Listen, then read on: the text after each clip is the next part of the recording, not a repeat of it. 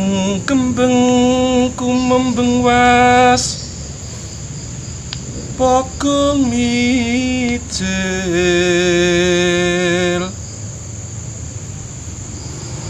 pasrah kang kuwasa manut pandu mengdu mati timbang handhe dawa lara. Yang barusan saya tembangkan ini cakepan tembang mijil. Mijil yang artinya keluar atau melahirkan. Oh gitu. Mijil lahir. Mijil itu lahir atau keluar. Nah, lantas bagaimana ketika anak itu sudah keluar? Ya tentu saja harus kita bimbing, kita tuntun, kita asuh, kita besarkan. Membimbing anak, mengasuh anak itu harus mengikuti pola pikir anak. Bukan kok Keinginan orang tua. Bukan keinginan orang tua. Dan itu bukan ilmu modern, tidak. Pada zaman orang-orang kuno terdahulu, pola berpikirnya memang harus mengikuti pola pikirnya anak. Anak maunya bagaimana, dan itu harus kita ikuti. Maka tidak heran apabila pada masa itu Kanjeng Gusti Arya Adipati Mangkunegara yang keempat menulis suatu tembang pangkur yang bunyinya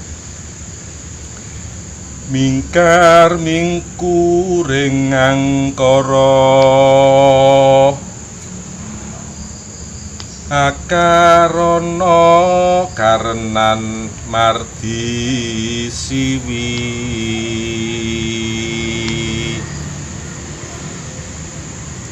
sinawung resmining kidung sinuba sinu karta mrih kratarta pakartining ngelmu luhur kang tumrap ing tanah Jawa agama ageming aji mingkar mingkuring angkara. Jadi angkara itu adalah emosi. Naik turunnya emosi itu harus bisa kita kendalikan. Mingkar mingkuring akara akarono karenan mardi siwi. Dengan jalan jika kita ingin membimbing anak kita menjadi anak yang baik, harus kita landasi dengan yang baik pula. Binarung resmining kidung. Ya, kidung itu nyanyian. Kita arahkan, karena nyanyian itu hanya sebuah kiasan. Jadi lagu ini adalah lagu-lagu yang bagus. Ngaji misal, puji-pujian misal. Ya sesuai dengan kapasitas atau kepercayaan serta keyakinan orang tua tersebut. Jika panjenengan cinta seni, landasi anak panjenengan dengan seni, arahkan, ikuti kemauannya bagaimana. Oh, anak saya kok senangnya di bidang medis, ikuti, arahkan, tunjukkan. Jangan kita arahkan untuk si anak berangkatnya mau seperti ini, orang tuanya menghalang-halangi. Nah, niscaya anak akan berontak. Kecuali jika yang dikehendaki anak tersebut adalah hal yang negatif. Misalkan bergaul dengan temannya yang nakal, yang suka jahil, yang suka mengambil benda yang bukan miliknya, ini patut kita tegur. Mereka tarto pakatin yang ilmu luhur, kita arahkan dengan ilmu-ilmu yang bermanfaat. Bermanfaat bagi sesama, bermanfaat bagi keluarga, bermanfaat untuk agama serta negara. Dan usahakan anak ini agar lebih banyak mengalah. Jangan sebagai pemenang. Karena kalau jadi pemenang nanti anak kita akan menjadi pembangkang. Yang nanti besarnya kita sendiri yang kewalahan. Berarti dididik untuk senantiasa mengalah. Ya, mengalah dalam arti tidak harus kalah. Gitu. Jadi misalkan kok si anak tadi berkelahi dengan temannya, lantas si anak kita nangis, nah kita marahin temannya, jangan. Ya, kamu sih nakal, mestinya kamu nggak begitu. Coba sekarang yang nakal bisa sana ya wes, nek kalau yang nakal ya kamu nggak usah main dengan sana lagi. Itu aja. Tapi jangan jadikan anak kita anak yang penakut. Proporsional ya Romo. Iya. Jadi anak itu harus kita bimbing pula. Mrikratarta pakatine ilmu luhur tadi, kang tumraping tanah Jawa, agama ageming aji. Orang yang hidup di Pulau Jawa harus ngerti agama, ageman ageming aji. Jadi api ing busananira sayektine gegambaraning pakarti, gegambaraning luhur lan asore pakartinira. Jadi bila mana pakaian kamu compang-camping, pakaianmu kumuh, sudah jelas kamu orang yang kurang iman. Begitu pula dengan agama. Nek sholatmu kerep telat lho nggih. Nek telat saiki-saiki gak apa-apa, kaya kula ngeten iki bolong-bolong. Iya, tapi ya gak kerep-kerep juga sih. itu manusiawi nek bolong-bolong kuwi. Nek kekerepen ya kebuyacut. Dupe Gusti Allah monggo ngapura ya. Gitu. Jadi ini agama ageming aji. Dengan kita mempunyai agama, maka kita juga akan disegani. Di mana bumi dipijak, di situ langit dijunjung. Dan di mana kita bisa bergaul, kita bisa menempatkan diri sesuai dengan adat istiadat lingkungan. Nah, kemana anak itu setelah dewasa dan kita bekali berbagai ilmu? Maka si anak tadi juga sudah mulai dewasa, sudah mengenal asmara, gitu kan? Maka kita sebagai orang tua juga tetap harus mengawasi. Genduk, tole, yen kowe pancen wis wayahe golek bojo, sawangen lekno mripatmu, jerengen kupingmu. Nanging yen wis oleh mripatmu picakno, kupingmu dudukno. Kalimat ini sangat kasar. Moto melek kon micekne. Maksudnya begini, sebelum si anak tadi mendapatkan pasangannya, jangan hanya melihat paras kecantikannya saja, paras kelembutan kulitnya saja, tapi latar belakangnya bagaimana. Nah, itu sih dimaksudkan belalakkan matamu, lekno mripatmu gitu. Sifatnya. Terus jerengen kupingmu, dengar bagaimana perilaku sehari-harinya. Nah, setelah mantep, oh perilakunya bagus, ibadahnya oke, keturunan orang baik-baik, baru kita lamar. Dan setelah mendapat, picekno mripatmu, budekno kupingmu, ketahuilah wahai anakku, sesungguhnya tidak ada wanita cantik atau pria tampan selain pasangan kamu. Adapun suara-suara sumbang yang dari luar jangan kamu dengarkan. Mungkin karena itu hanya bisikan setan.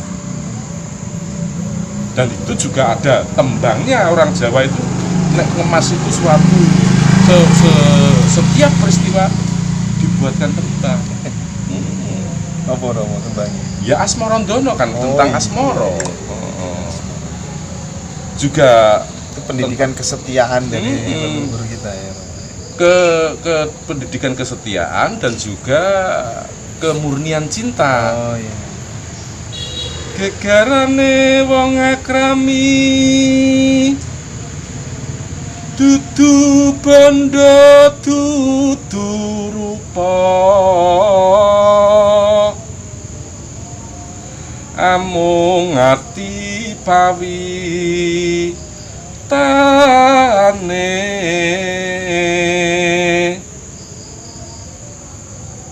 luput pisan kena pisan, yen gampang luwih gampang,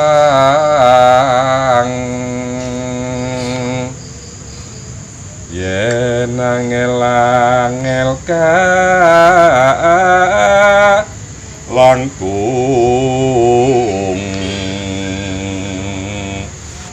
tan kena tinambak arto.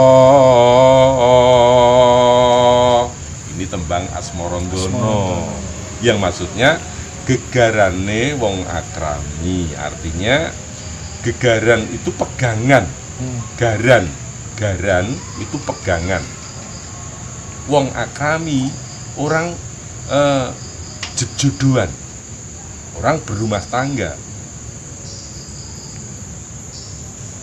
Pegangan orang berumah tangga, pegangan orang ingin berumah tangga itu bukan kemewahan harta, bukan kecantikan serta ketampanan wajah. Makanya dudu bondo dudu rupa, amung ati pawitane, itu maksudnya hanya dengan kemurnian hatilah kita bisa mendapatkan cinta yang sejati. Kalau cinta itu hanya lewat harta, ketika harta itu sudah tiada, ya cinta pun ikut musnah. Pepatah mengatakan ada uang abang disayang, gak ada uang Abang ditendang. abang ditendang, ngono kae jarine.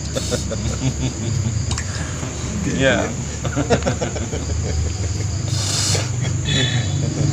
Luput pisan kena pisan, luput pisan kena pisan. Nah itu artinya, jadi dalam berumah tangga atau dalam mencari jodoh jangan mencoba-coba, cukup sekali untuk selamanya.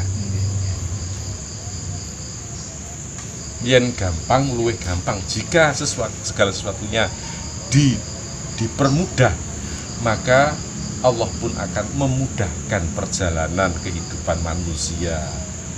Gitu. Nah, sampai disinilah manusia itu di titik temukan dengan antara laki-laki dan perempuan yang dinamakan manten. Manten sendiri mempunyai makna pangantian, panganti-anti, penantian, sehingga ditemukan dalam satu titik itu. Maka di dalam upacara adat temu manten itu ada upacara panggih, yang artinya pangudi jumbuing penggalih, maksudnya mencari persamaan hati.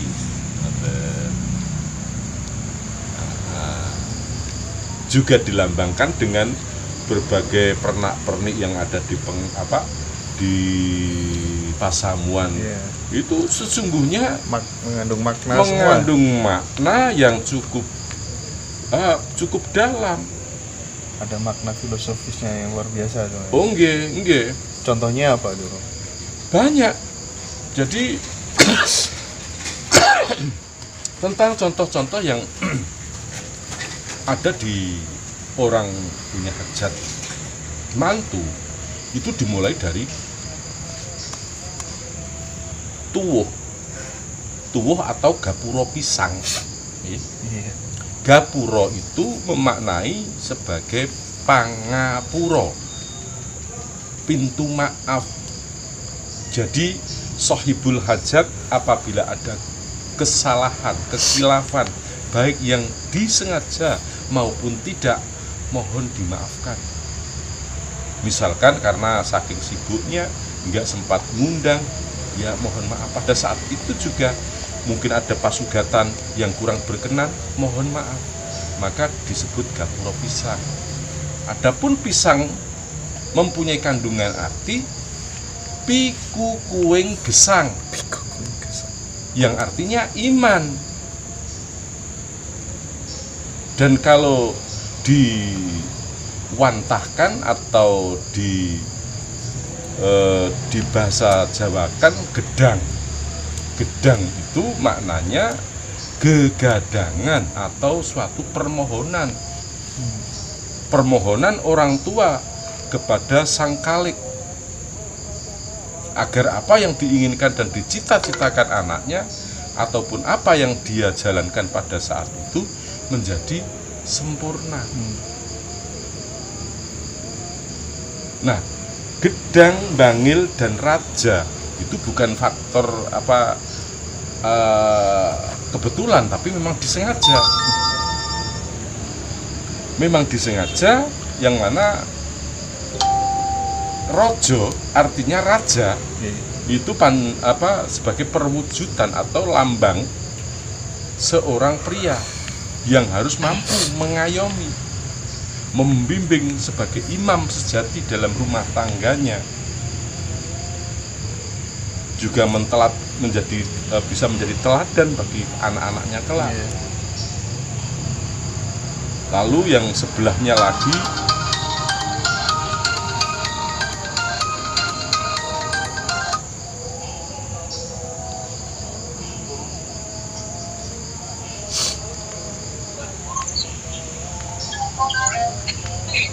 gangguan. Tadi mau gadangan. pisang rojo. Iya, pisang. Ya.